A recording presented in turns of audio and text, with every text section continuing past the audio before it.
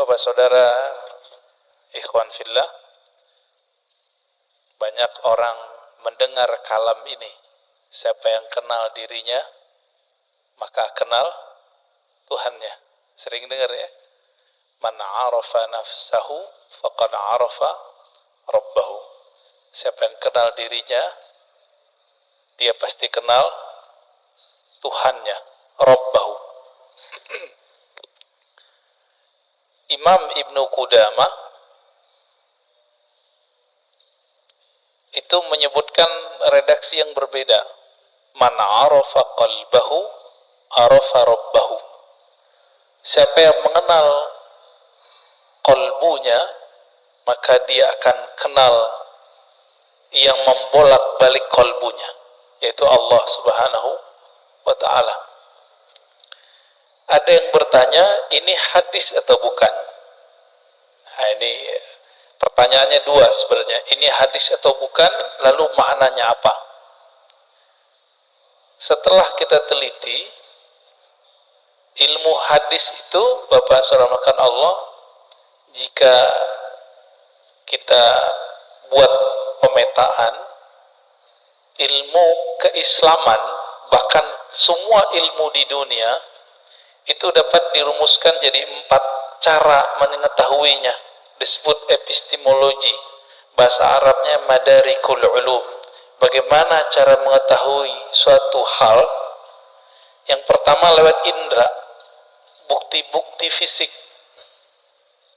Yang kedua, akal. Kita pikirkan, kita tahu. Yang ketiga, kita tes. Yang keempat, pakai spiritual, pakai rohani. Ilmu hadis itu yang pertama. Jadi ilmu hadis, dia ilmu bukti fisik. Mesti didengar, mesti ada bukti fisiknya. Maka secara ilmu hadis, hadis ini tidak bersumber dari Rasulullah sallallahu alaihi wasallam. Dari siapa ketemunya? Ternyata ketemu perkataan seorang ulama salaf namanya Yahya ibn Mu'az ar-Razi. Yahya bin Mu'az ar-Razi. Yahya bin Mu'az ar-Razi ini ulama ahli qalbu di zamannya. Beliau wali besar. Kalam-kalamnya itu bukan lagi kalam kayak kita. Dia jika berkalam, kalamnya itu hampir mirip dengan kalamnya Nabi sallallahu alaihi wasallam. Sehingga dikira ketika dia berkalam begitu, itu kalamnya Rasulullah sallallahu alaihi wasallam. Itu secara apa? Ilmu hadis. Siapa yang mengatakan itu? Imam Nawawi. Lalu diikuti oleh Imam Suyuti dan imam-imam yang lain. Jadi secara ilmu hadis gak ketemu di Sahih Bukhari, gak ketemu di Sahih Muslim, gak ketemu di Sunan Abu Dawud, Tirmizi, Nasai, gak ketemu. Ketemunya di perkataan-perkataan ulama. Nah, jadi tolong Bapak saudara Allah yang hobi ngaji tasawuf, harus tahu bab ini secara ilmu hadis. Ilmu hadis pendekatannya bukti fisik, disebut dengan empirik. Ya. Tapi ada seorang imam namanya Ibnu Arabi yang beliau menggabungkan ilmu zahir dan batin. Beliau ini ahli hadis, tapi lebih dikenal sebagai ahli qalbu. Guru hadisnya ratusan. Buktinya beliau meriwayatkan hadis-hadis langsung dengan sanadnya kepada Rasulullah sallallahu alaihi wasallam. Jadi dia sebutkan dari gurunya sampai kepada Nabi Muhammad sallallahu alaihi wasallam. Ibnu Arabi ini dia bermimpi bertemu Rasulullah. Di dalam hadis yang sahih dikatakan man ra'ani fil manam faqad ra'ani. Siapa yang bertemu aku dalam mimpi, dia betul-betul bertemu aku. Fa inna syaitana la yatamatsalu bi. Karena syaitan tidak dapat menyerupai aku. Ibnu Arabi mengatakan ciri-ciri wali Allah itu kalau dia mimpi, dia sadar dia lagi mimpi. Ibnu Arabi mimpi ketemu Rasulullah dan dia sadar ini pasti mimpi karena Rasulullah sudah wafat. Lalu apa yang beliau lakukan? Beliau bingung dengan hadis yang tadi. Secara ilmu hadis tidak ketemu sumbernya. Maka beliau katakan, wahai Rasulullah, kata ahli hadis, ini nggak ada sumbernya, bukan kalam engkau. Apakah benar demikian? Dijawablah oleh Rasulullah dalam mimpinya, bukan, itu kalamku, wahai Ibnu Arabi. Ketika dia bangun, maka dia malu mengatakan ini bukan hadis Nabi sallallahu alaihi wasallam. Kenapa? Minimal mimpi ini benar untuk dirinya, meskipun belum tentu benar untuk orang lain. Inilah asbabnya kenapa kalam ini kemudian menjadi ambigu. Apakah ini kalam Nabi atau kalam Yahya ibn Mu'az Ar-Razi? Ya, ini secara gabungan nih. Mimpi masuk kemana? Satu tadi empirik, bukti fisik. Mimpi yang nomor 4, zauq, intuisi, qalbu, ruh. Itu. Mungkin nggak ini dibuktikan? Dibuktikan oleh orang yang sudah sampai ke sana. Kalau oleh ahli hadis yang tidak sampai, kemampuan rohaninya sampai ke taraf ini nggak bisa. Jadi mohon maaf Bapak, jadi kita nggak bisa bangga juga dengan ilmu hadis. Ilmu hadis itu sendiri mirip kayak ilmu saintifik yang lain, eksak yang lain sama. Ilmu sejarah, arkeologi. Kalau sekarang apa namanya, untuk ngecek orang meninggal itu, kuku-kukunya dicek, apa namanya? Ya, forensik gitu ya. Jadi bukti fisik semua. Ilmu hadis mesti berdasarkan zahir fisik. Oleh karena itu, Bapak, saudara yang bukan Allah, jika berdiskusi dengan ahli hadis, sulit kita ngungkit-ngungkit yang nomor 4 ini. Dia pasti yang nomor 1.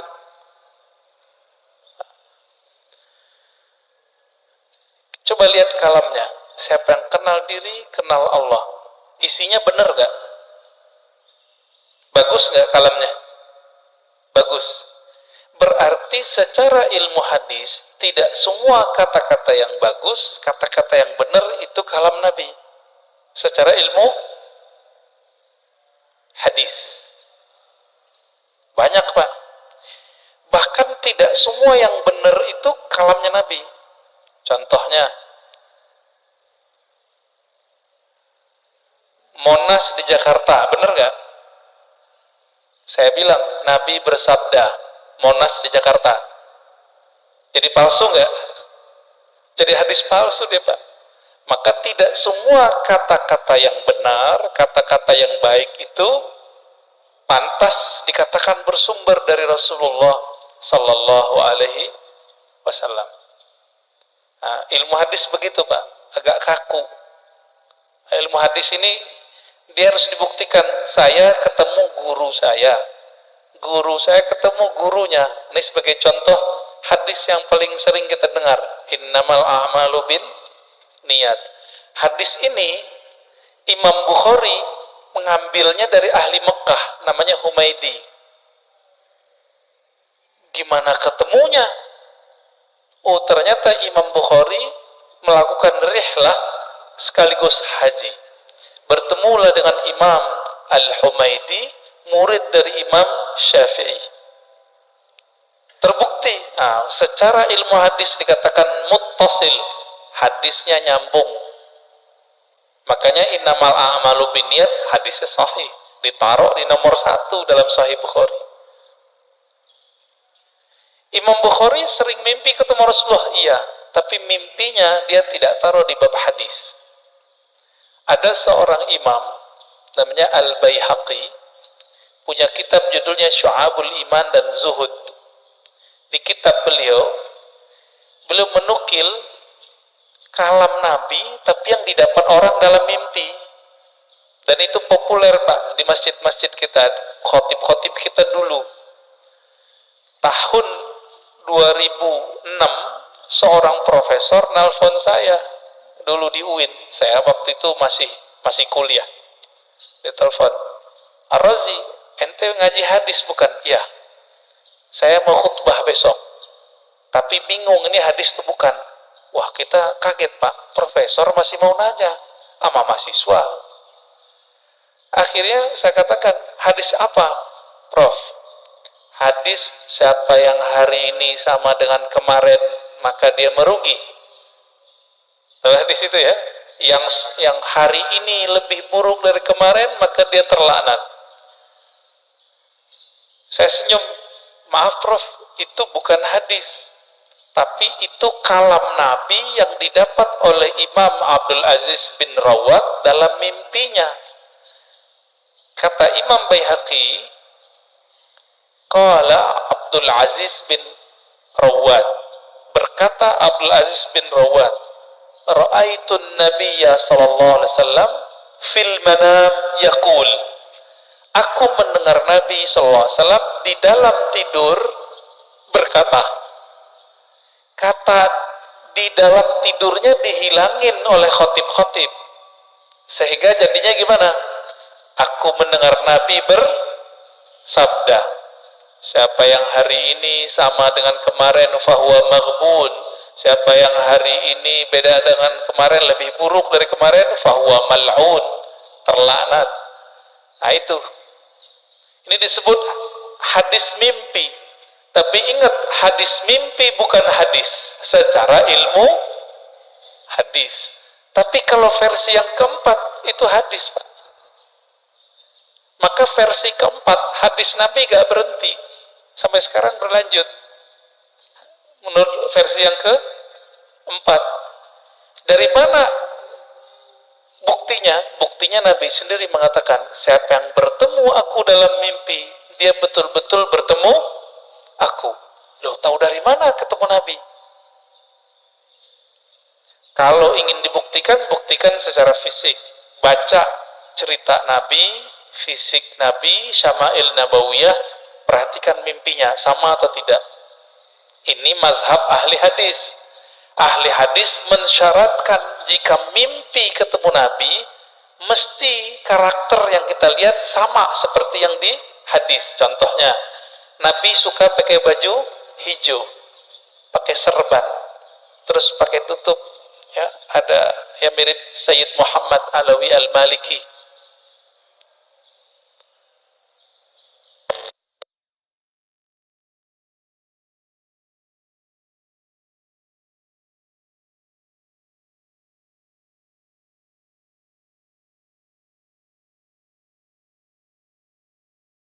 Rahasia di dalam ini nggak pernah bohong. Ma kadzabal fuadu ma ra'ah. Dalilnya itu. Tidaklah si fuad ini, si kolbu ini, si hati ini pernah berbohong dengan apa yang dia lihat. Jadi walaupun Nabi sudah meninggal menurut ahli hadis, tapi bagi ahli ruhani Nabi nggak pernah mati, Pak. Nabi cuma pindah alam, alam ruh, alam barzakh, alam malakut jabarut. Nah, ada di antara ulama yang setiap hari bisa ketemu Nabi. Siapa itu? Gurunya Imam Syafi'i, namanya Imam Malik. Dihikayatkan dalam kitab Hilyatul Aulia, kitab hadis, tapi berkaitan dengan Tazkiyatun Nafs. Karena Imam Al-Hafiz ahli hadis Abu Nu'aim Al-Asfihani, Imam Malik berkata, "Ma bittu lailan illa wa ra'aitu an-nabiyya sallallahu alaihi wasallam." Lebih kurang begitu. Tidaklah aku beristirahat malam hari, melainkan saat aku memejam mata, aku memandang kepada Rasulullah sallallahu alaihi wasallam tiap malam, Pak. Siapa imamnya? Imam Malik. Tapi Imam Malik ahli hadis. Maka beliau tidak memasukkan hasil dialognya dengan Nabi ke dalam bab ini. Tapi masuk ke bab fatwa. Dianggap itu ilham. Beda dengan Imam Ibnu Arabi. Beda dengan Imam Ghazali. Mereka menganggap ini juga hadis. Tapi hadis-hadis rohani. Tidak masuk ke bab ilmu hadis. Nah, disinilah mulai bertengkar Pak antara ahli hadis sama ahli tasawuf. Bagi ahli hadis kalian sesat. Kenapa? Itu bukan hadis Nabi, itu hadis palsu. Bagi ahli sufi, yang sesat siapa? Kalian gak mengerti kok kami dibilang sesat. Kalian gak bisa berkoneksi dengan Nabi, kok kami yang dianggap sesat. Begitu. Maka kemudian oleh Imam Al-Bihaqi, ya, satu tingkatan di atas Imam Ghazali, itu beliau gabung di kitabnya, di kitab Az-Zuhud, ya, di kitab Syu'abul Iman, kalam Nabi baik dalam ilmu hadis ataupun versi ahli qalbu. Bapak saudara Allah, kira-kira inilah kenapa ahli hadis susah baikan sama ahli tasawuf. Ya. Maka muncullah di generasi berikut ahli hadis yang mereka penasaran dengan ilmu tasawuf. Sebaliknya ahli tasawuf yang penasaran dengan ilmu hadis. Maka di zaman setelahnya muncul sufi muhaddis sufi. Muncul begitu. Ini terlihat dari Imam siapa? Imam As-Subki. Dia ahli hadis juga murid Ibnu Athaillah Sakandari, pengarang Hikam. Ini kitab kecil yang saya bawa, Ibnu Qayyim, dia ahli hadis, belajar tasawuf. Muncullah kitab-kitab tasawufnya banyak sekali. Madariyus Salikin, Al-Wabil Sayyib, Iddatus Sabr, Raudatul Muhibbin. Banyak sekali kitab tasawufnya. Puncaknya nanti ada pada Imam Murtada Zabidi, ahli hadis juga ahli sufi. Terlepas dari itu Bapak salmakan Allah, perbedaan itu sampai sekarang masih ada, ya. Makanya sekarang istilah ahli hadis ini diambil oleh sekelompok orang dan menamakan dirinya kelompok sunnah. Boleh nggak? Ya boleh-boleh aja. Tinggal bukti aja sanadnya, ya. Punya sanad nggak kepada Rasulullah Sallallahu Alaihi Wasallam? Karena ilmu hadis ilmu sanad. Nggak punya sanad, kazzab, maka dia pembohong. Lalu benarkah kalam man arafa nafsahu faqad arafa rabbahu? Kita sudah katakan tadi, itu benar. Terlepas dari ini kalam Nabi atau bukan, kalam ini sudah menjadi kaidah dalam ilmu tazkiyatun nafs, ilmu tasawuf, ilmu kerohanian. Lalu apa maknanya? Siapa yang kenal dirinya, maka dia kenal Tuhannya. Antum nih teman-teman, namanya misalnya Abdullah, dikasih bapaknya Abdullah. Mengenal diri itu mengenal tubuh si Abdullah atau kenal yang mana? Sekedar mengenal jasad? Tentu tidak. Lalu kenal apa ini? Kenal yang mana ini? Bukan yang jasad ini. Kan banyak juga Pak, anak-anak udah 7 hari nggak punya nama. Bapaknya datang ke kita, Tat, kasih nama dong anak saya. Berarti nama jasad ini itu bisa dibuat, bisa dirubah Pak. Sebelum kita masuk ke tubuh ini, kita punya nama. Benar nggak punya nama? Kita lahir di dunia, yang ngasih nama siapa? Orang tua, guru. Sebelum kita masuk ke dunia ini, kita di alam ruh. Allah mengatakan, alastu birabbikum, bukankah aku Rabbmu? Allah memanggil kum, kamu. Berarti kita ada nama, Pak. Cuma nama ini disimpan di dalam dada Rasulullah Sallallahu Alaihi Wasallam. Kita nggak tahu. Ditanyalah oleh orang Bani Israel, orang ahli kitab, ya Muhammad, apa itu ruh? Turunlah ayat, yas'alunaka anir ruh. Mereka bertanya kepadamu mengenai ruh.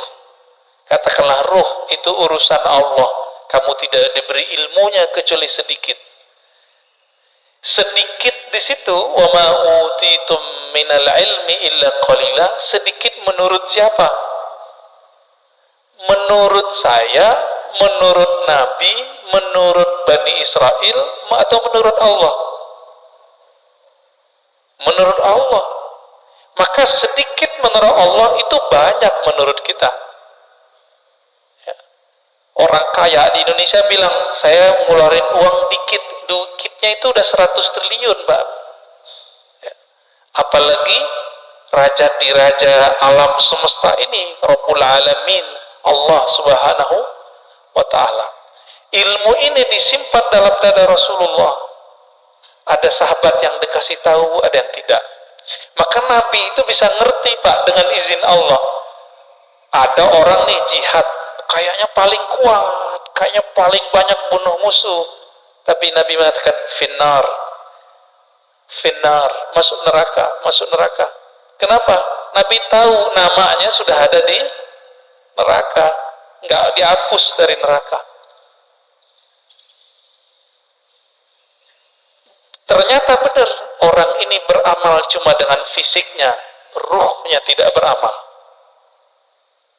Ruhnya gak beramal, Pak. Jadi ketika disebut siapa yang kenal dirinya, maka kenal Tuhannya. Diri yang fisik, yang mengenal diri fisiknya, dia baru mengenal perbuatan Allah. Disebut ma'rifatul af'al, mengenal perbuatan Allah. Ajaib nggak kelahiran manusia? Penciptaan manusia ajaib nggak? Ajaib, Pak. Kok bisa-bisanya ada makhluk hidup di perut seorang perempuan? Itu ajaib itu. Saya mau tanya nih yang udah nikah, yang punya anak, itu antum yang menciptakan anak? Atau cuma sebab doang? Ya, bikin doang ya. Tapi kita nggak yang gedein, yang mengembangkan biar kasih tulang, enggak. Ya, coba tanya sama yang udah pernah hamil, ibu-ibu yang udah hamil tanya, ajaib itu. Maka mengenal diri yang fisik mengantarkan kepada ma'rifatullah level 1. Apa itu? Ma'rifatul af'al, ma'rifatu af'alillah, mengetahui perbuatannya Allah Subhanahu wa Ta'ala. Itulah yang dibahas dalam surah Al-Mu'minun itu. Ya, ayat 11 ya. Begitu juga di surat Ar-Rum ya, sebelum ayat tentang pernikahan itu kan tentang penciptaan kita semua. Dari nggak ada jadi ada, dari tanah kok bisa jadi hidup, kok tiba-tiba bisa melawan kepada Allah. Nah, itu dia. Namanya ma'rifatu fi'lillah. Jadi kalau ada ahli biologi, ahli ilmu-ilmu eksak tidak mengenal Allah lewat ini, lewat dia, berarti dia tersesat, nggak mengenal Allah. Itu satu.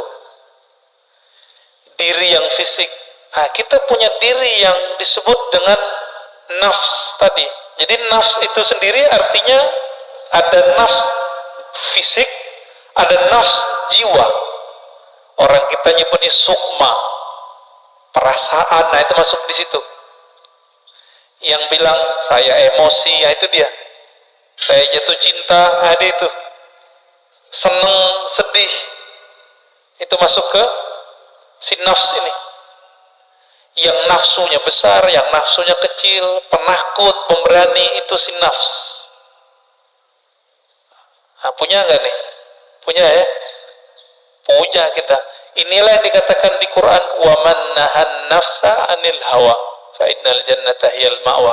Yang mampu menahan, mengendalikan nafs jiwanya, maka dia dapat surga.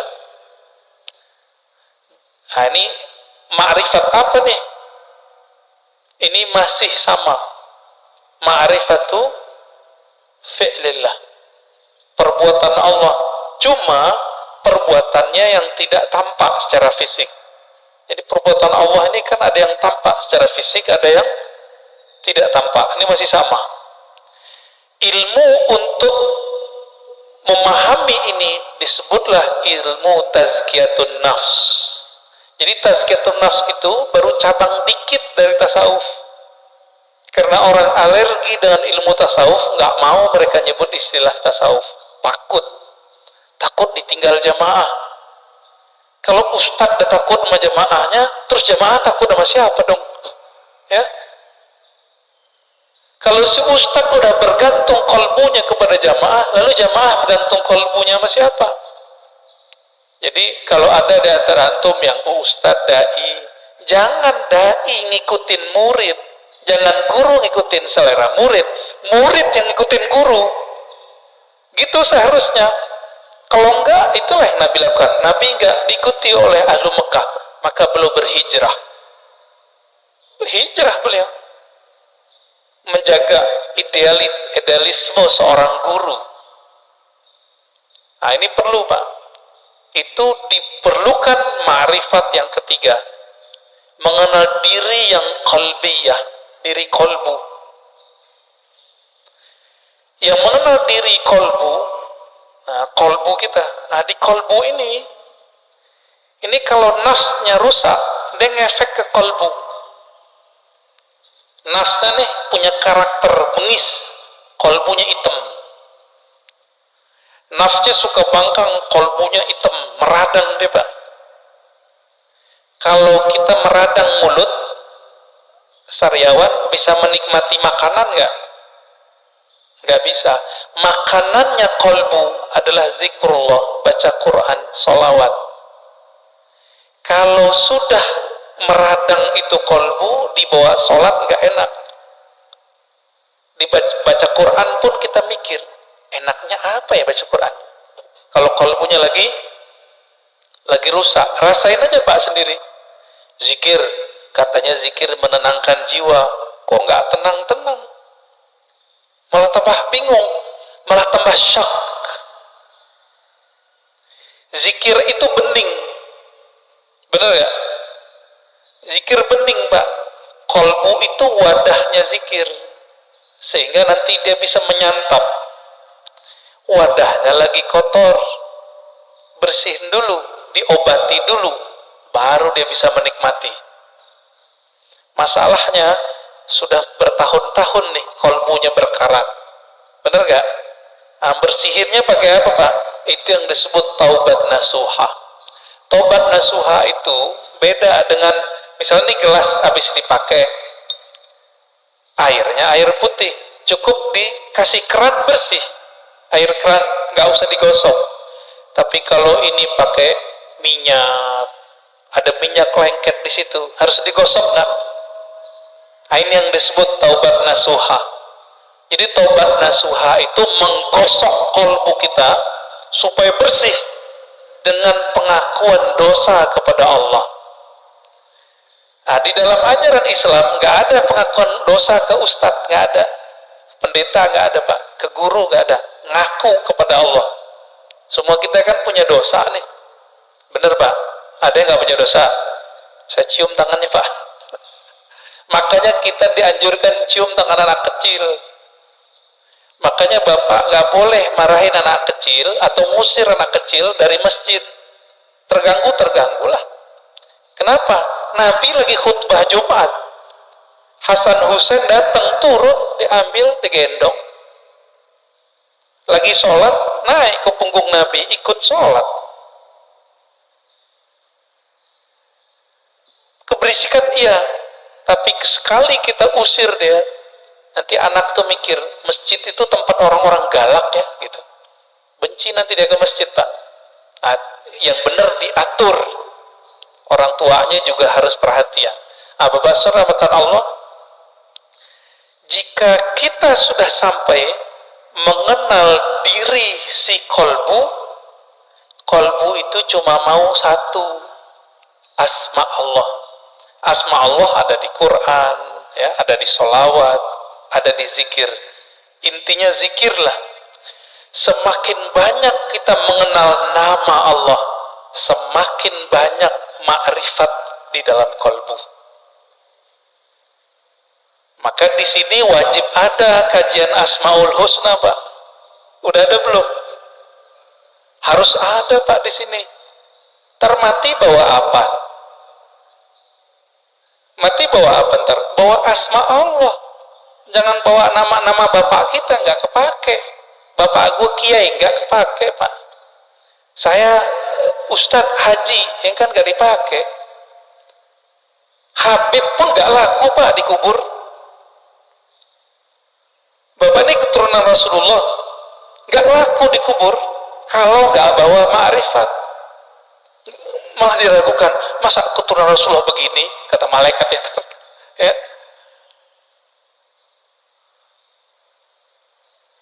Kalau nanti Rasulullah bawa syafaat mungkin, tapi kan malaikat Munkar Nakir ini seperti orang yang jaga depan kantor, Pak.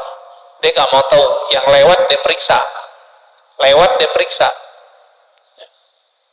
bener gak? Bapak saudara Allah, ma'rifat kolbu itu hanya dengan mengenal nama dan sifat Allah. Jadi coba deh di sini dibuat nanti kajian Asmaul Husna yang mateng, bukan yang separuh-separuh, enggak. Jangan, yang mateng kajiannya. Gurunya ahli zikir, bersanad zikirnya kepada Rasulullah. Insya Allah Pak enak ngajinya, kan banyak nih. Carilah ya, semoga ketemu nanti. Asma sifat. Ma'rifatus sifat itu masih bagian dari kolbu, paling dalam. Dia udah masuk ke dalam sirnya kolbu. Kan kolbu ini dia ada bagian-bagiannya, Pak. Kolbu itu disebut ada fuad. Ada yang disebut dengan lub. Inti dari kolbu disebut lub.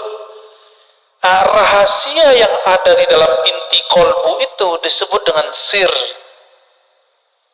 Maka disebutkan dalam Al-Quran, Allah ya'lamu sirra wal akhfa. Allah mengetahui yang sir, yang tersembunyi, bahkan yang akhfa, yang samar. Itu ketahuan oleh Allah SWT. Di mana kesimpannya itu? Itu di dalam kolbu paling dalam. Kita ini semua dulu kan pernah ketemu Allah. Memori itu kesimpan di situ, Pak. Ada yang ingat gak? Gak ada yang ingat ya? Benar. Makanya Allah utus Rasul. Supaya apa? Memantik sir supaya dia kemudian kembali muncul. Ketika muncul, sir itu bernama zikir. Ketika dibahasakan, dia bernama ma'rifat. Ma'rifat itu ungkapan pengenalan si hamba kepada Allah Subhanahu wa ta'ala. Bapak nih pernah ketemu dengan seseorang dulu, kesimpan nggak di memorinya? Kesimpan. Ketemu seseorang yang berkesan. Apanya yang berkesan? Parfumnya. Nanti kita ketemu parfum yang sama, itu teringat, Pak, wajahnya. Itulah sebabnya jika ada orang benar teknik berzikirnya, bersambung sanad zikirnya kepada Rasulullah SAW, lisannya menyebut, akalnya memaknai, kolbunya merenungi, ruhnya merasakan, nangis dia saat itu. Seperti orang pulang kampung. Pertama orang pulang kampung habis merantau, rasanya gimana? Terharu, Pak. Kalau Bapak Ibu ini kan pada hari raya di luar kota, lagi merantau, malam takbiran nangis dengerin takbiran. Kenapa tuh nangis? Ingat kampung, kirain ingat Allah. Takbiran ingat Allah, nangis. Wah, itu arif billah namanya, kenal Allah dia. Takbiran nangis, ingat siapa? Kampung. Kita lupa, kita punya kampung lain, namanya kampung arwah. Lupa apa ya? Kampung arwah. Ngapain si arwah di kampung itu? Dia menatap Allah Subhanahu wa ta'ala. Dia menatap Allah, Pak. Supaya dia bisa menatap Allah lebih dekat, apa yang dia lakukan? Dia mendekat kepada nur sumbernya. Itu yang disebut nur Muhammad. Jadi dulu, itulah yang dikatakan oleh Nabi, kuntu nabiyan, aku sudah jadi nabi, Adam belum dicipta, udah jadi nabi di alam ruh. Makanya roh-roh itu mendekat semua kepada Rasulullah supaya bisa tetap dekat memandang Allah Subhanahu wa ta'ala. Itu Pak maknanya. Itu kalau kita punya ruh yang bercahaya, pasti rindu ingin mengenal ilmu ini, pengen mengenal ilmu ini. Itu yang bikin orang nangis, nangisnya permanen Pak. Tangisan itu yang bisa memadamkan api neraka. Kalau tangis yang malam takbiran tadi enggak, itu mah tangis pulang kampung, mau pulang gak ada duit. Atau kayak tahun-tahun ini kan mau pulang kena COVID, dompetnya Pak kena COVID, gak bisa pulang, nangis. Itu nangis apa? Teringat kampung fisik. Jadi jika orang bisa nangis karena ingat kampung fisik, kampung badan ini, teringat orang tua zahir, apalagi jika dia teringat dengan orang tua rohaninya. Sering dengar gak istilah Nur Muhammad? Ya, masih ingat? Disebut apa Nur Muhammad itu? Abul Arwah, bapaknya sekalian roh. Maka ketika roh itu rindu ke siapa dia? Rindu sama ayahnya. Itulah kenapa kalau solawat jadi wajib dalam solat. Allahumma salli ala Sayyidina Muhammad. Ini orang malah debat, nggak boleh pakai Sayyidina, boleh pakai Sayyidina. Itu mah debat biasa itu.